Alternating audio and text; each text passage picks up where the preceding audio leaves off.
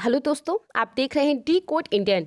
जैसा कि आपको पता होगा कि पिछले 3 दिन से मॉनेटरी पॉलिसी कमेटी की मीटिंग चल रही थी। आज ये मीटिंग खत्म हुई है।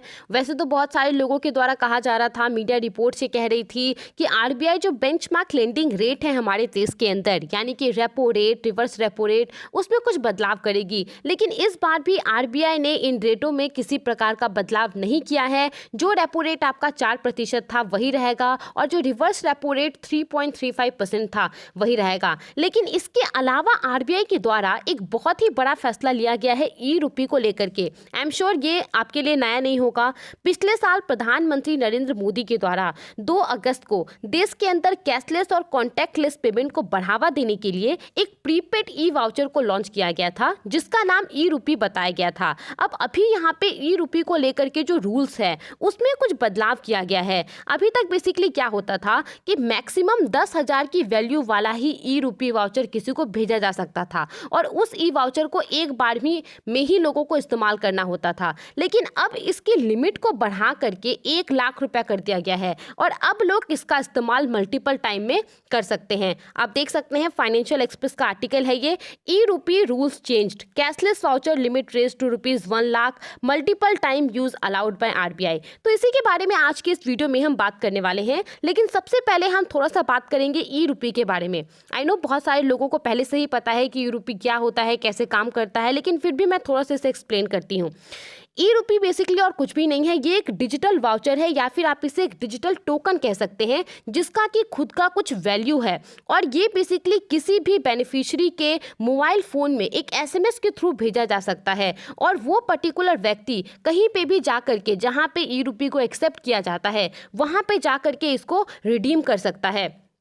एक एग्जाम्पल से समझते हैं। मान लीजिए कि भारत सरकार के द्वारा अपने किसी पर्टिकुलर एम्प्लॉय का एक ट्रीटमेंट कराना है किसी हॉस्पिटल में, उसे अनफॉर्चुनेटली किसी प्रकार की बीमारी हो गई है, तो यहाँ पे भारत सरकार उस पर्टिकुलर व्यक्ति को ई रूपी वाउचर दे सकता है और इस वाउचर का एक पर्टिकुलर जो है अमाउंट फिक्स होगा। मान लीजिए कि 10,000 रुपये इसका अमाउंट फिक्स है और एक बैंक के साथ मिलकर के भारत सरकार इसको इशू करेगा। वो जो एम्प्लॉय है, एम्प्लॉय के मोबाइल फ़ोन में एसएमएस के थ्रू ये इस वाउचर को, जो ई रूपी वाउचर है, उसको रिसीव करेगा, या फिर अगर वो एंड्रॉयड फ़ोन इस्तेमाल करता है तो क्यूआर कोड के थ्रू वो इसे रिसीव करेगा। अब ये जो एम्प्लॉय है ये हॉस्पिटल जाता है, वहाँ पे अपना इलाज करवाता है और जब पेमेंट की बारी आती है तब ये एम्प्लॉय क्या करता है, इसके पास जो एसएमएस आया रहता है उसके थ्रू वो पे करता है। तो बेसिकली इस प्रकार से ई रूपी काम करता है और यही है ई रूपी। अगर आप इसको देखेंगे, national payment corporation of India के द्वारा जो डेफिनेशन दिया गया है, जिसके द्वारा इसको डेवलप भी किया गया है, तो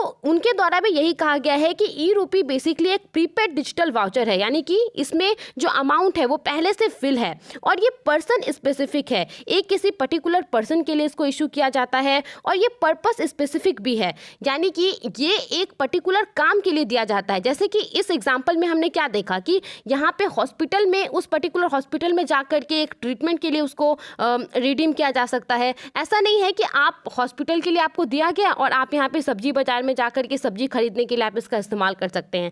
तो एक स्पेसिफिक पर्पस के लिए इसको इशू किया जाता है और इसको किसी के भी द्वारा इस्तेमाल किया जा सकता है। इंडिविजुअल्स है, कोई अगर कॉर्पोरेट्स है, भारत सरकार है, उनके द्वारा इसको इशू किया जा सकता है।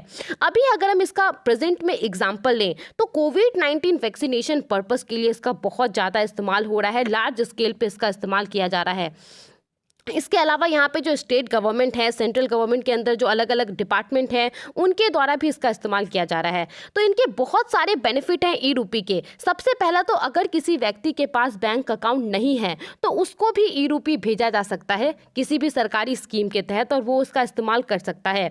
उस व्यक्ति का जो पर्सनल डिटेल्स है वो भी यहाँ पे डिस्क्लोज नहीं होगा। इसके अलावा ये कॉन्टैक्टलेस है। साथ ही में मुझे जो सबसे अच्छा फीचर लगता है ई रूपी का वो ये है कि अगर किसी व्यक्ति के पास बेसिक फ़ोन है, जो फीचर फ़ोन हम कहते हैं वो है, तो वो भी ई रूपी का इस्तेमाल कर सकता है। लेकिन यहाँ पे इसके कुछ लिमिटेशन भी हैं, जैसे कि किसी भी व्यक्ति को 10,000 रुपये तक के वैल्यू वाला ही ई रूपी भेजा जा सकता है। एक वाउचर का मैक्सिमम वैल्यू कितना हो सकता है? 10,000 रुपये ही हो सकता है। और यहाँ पे वो पर्टिकुलर व्यक्ति इसको बार बार रिडीम नहीं कर सकता है। जैसे कि मान लीजिए कि उसके पास 10,000 रुपये का ई रूपी का एक वाउचर है, तो ऐसा नहीं है कि वो 5,000 रुपये का जब उसे काम आएगा तो एक बार ई रूपी का इस्तेमाल करके 5,000 रुपये उसने पे कर दिए कहीं पे और दोबारा जो 5,000 रुपये उसके पास बचे हुए हैं उस उस वाउचर के अंदर उसको वो दोबारा इस्तेमाल करेगा, उसको एक बार में ही इसको इस्तेमाल करना पड़ेगा। तो ये इसकी कुछ लिमिटेशन है और इसको यहाँ पे ठीक करने के लिए, ताकि सरकार के द्वारा जो अलग अलग प्रकार की योजनाएं लागू की जाती हैं, जो की गई हैं भविष्य में, उसको हर लोगों तक पहुंचाया जा सके, आरबीआई ने यहाँ पे इसका जो मैक्सिमम अमाउंट है ट्रांसफ़र करने का, वो 10,000 रुपये से बढ़ा करके 1,00,000 रुपये कर दिया है पर वाउचर। और इसके अलावा यहाँ पे आरबीआई ने मल्टीपल टाइम्स के लिए भी इसको अप्लाई कर दिया है, अलाउ कर दिया है। यानी कि एक व्यक्ति तब तक एक पर्टिकुलर ई रुपये का इस्तेमाल कर सकता है जब तक कि उस ई रुपये का जो पूरा वैल्यू है वो ख़त्म नहीं होता है। जैसे कि मान लीजिए कि आपको 50,000 रुपये की वैल्यू वाला ई वाउचर एक आपने रिसीव किया है, तो आप इसका इस्तेमाल कहीं पे 10,000 रुपये पेमेंट करके, कहीं पे 15,000 रुपये पेमेंट करके, ऐसे करके जब तक 50,000 रुपये आपका ख़त्म नहीं होता है उस पर्टिकुलर वाउचर में, तब तक आप इसका इस्तेमाल कर सकते हैं जहाँ जहाँ पे इसको एक्सेप्ट किया जाता है। अभी फ़िलहाल यहाँ पे इसको प्रपोज किया गया है, जो भी नेसेसरी इंस्ट्रक्शन है इसको लेकर के वो एनपीसीआई के द्वारा जल्द ही जारी किया जाएगा। और जल्द ही आप देखेंगे कि भारत सरकार के द्वारा जो अलग अलग स्कीम्स लॉन्च किए जाएंगे जिसमें लोगों को कुछ पैसा दिया जाएगा, तो उसके अंतर्गत भी ई रुपये का इस्तेमाल किया जाएगा। आई होप आपको ये सारी बातें समझ में आ गई होंगी। आप भारत सरकार के इस फैसले के बारे में क्या सोचते हैं, हमें अपना ओपिनियन जरूर बताएं।